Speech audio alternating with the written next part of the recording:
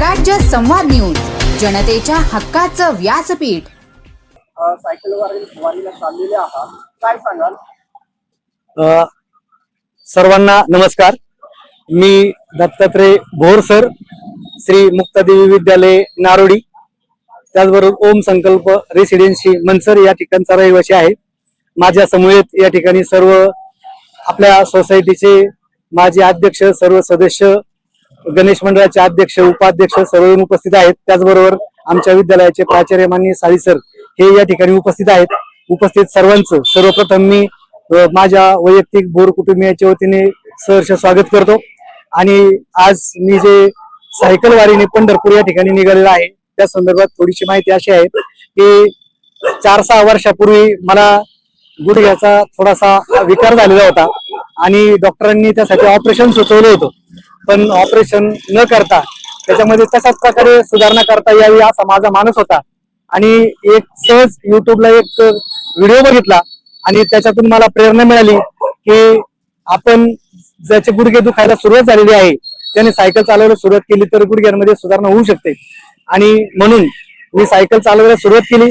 माझ्या चिरंजीवाने माझ्या वाढदिवसाला ही सायकल मला भेट म्हणून दिलेली आहे आणि त्या दिवसापासून दररोज नियमितपणे मी सायकलवरच शाळेत जातो.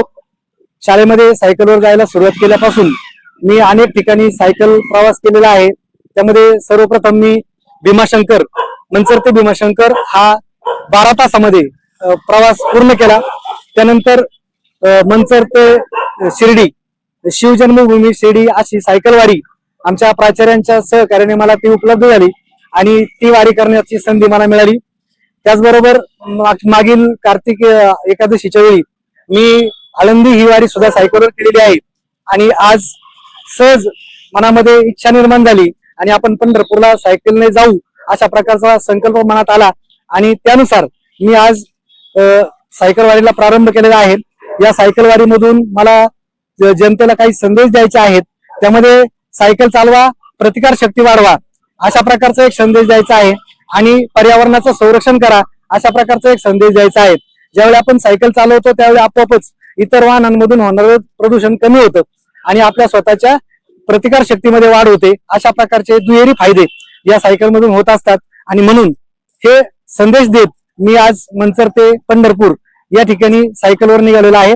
आपण सर्वजण या ठिकाणी आलात, मला शुभेच्छा दिल्यात, त्याबद्दल मी उपस्थित आपल्या सर्वांचं मनपूर्वक हार्दिक आभार मानतो. धन्यवाद. आता तुम्ही हे जे सायकल वारी आहे ती पहिल्याच वर्ष करताय की या अगोदर ही सायकल वारी तुम्ही केली? नाही, सायकल वारी ही पहिल्यांदा, पंढरपूर पहिल्यांदा आहे. शिर्डीच्या आधी एक केलेली आहे. एक शिर्डीची वारी झाली होती, त्यामध्ये तुम्हाला कसा खूप छान अनुभव होता. परंतु शिर्डीच्या वारीमध्ये अनेक सहभागी सदस्य होते, 150 सायकल जवळजवळ सहभागी झालेल्या होत्या. परंतु आज मी मनसर ते पंढरपूर हा एकटाच सायकल वारीला निघालेला आहे. म्हणजे हा जो प्रवास आहे तुमचा एकट्याने असणार आहे. हो. आता पुढे जाऊन तुम्ही कसा प्रवास करणार आहे, काय सांगाल? मी आता मनसर वरून निघाल्यानंतर आळंदी या ठिकाणी जाणार आहे.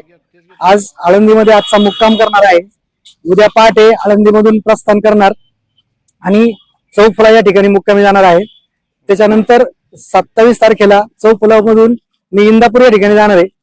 नंतर 28 तारखेचा इंदापूर ते पंढरपूर असा माझा प्रवास आहे आणि 29 तारखेला मी एकादशीच्या दिवशी पंढरपूर मध्ये असणार आहे.